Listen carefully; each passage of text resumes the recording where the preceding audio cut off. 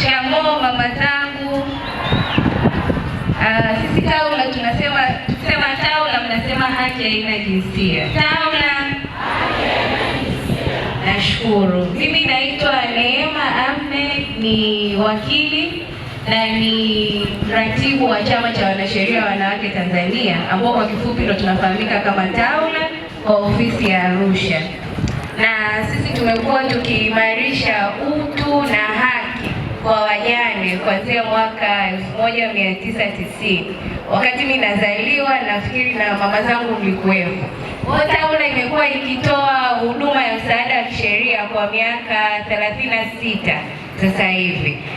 Hii huduma kama ambavyo kaka Kweka amesema imeanzishwa na sheria ya msaada wa kisheria, sheria namba 1 ya 2017. Na sisi TAWLA na watoa huduma wengine wa msaada wa kisheria tunaratibiwa na Wizara ya Katiba na Sheria. Kwa hiyo utakapofika kwenye ofisi yetu na tukakusajili, tukajua kwamba kweli huwezi kulipia huduma ya wakili, tutakupa huduma sawa sawa na ile ambayo yule mwingine ambaye anaweza kulipa wakili ataenda kwake.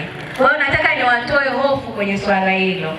Lakini pia nitakapokuandalia nyaraka, ina maana nitakupa na cheti cha kuomba mahakamani kwamba huyu mama amehudumiwa na chama cha wanasheria wanawake ambao ni kituo cha msaada wa kisheria, hivyo naomba asilipie gharama ya kufungua kesi. Lakini hususan kwenye swala hili la wajane ama siku hii ya wajane, nilitaka kuzungumzia kuongezea wenzangu walipoongezea mashauri ambayo yametokana na mirathi. Tuna kesi nyingi za ardhi au za madai ambazo zile mali zilitokana na marehemu. Sasa unakuta mama analia, anasema mimi ni mjane, nina haki yangu. Ni sawa, una haki yako, lakini kama shauri la mirathi halikufunguliwa, unakuwa huna miguu ya kusimamia mahakamani au kwenye baraza la ardhi la wilaya na nyumba, baraza la wilaya la ardhi na nyumba. Kwa hiyo unaanza kutoka unasema kwamba mimi kesi yangu imefutwa wakati mimi ni mjane na nina haki, lakini kukuwa na usimamizi wa mirathi. Sheria ya mirathi imefanywa maboresho mwaka jana, wakasema kwamba mirathi lazima ifunguliwe ndani ya mwaka mmoja tangia marehemu kufariki. Lakini haimaanishi kama ukufungua hiyo mirathi basi ulie tu ndani. Unaweza ukafika kwa mwanasheria au kwa mtoa huduma msaada wa kisheria, tukakuandikia kwa nini uongezewe muda. Tunaelewana?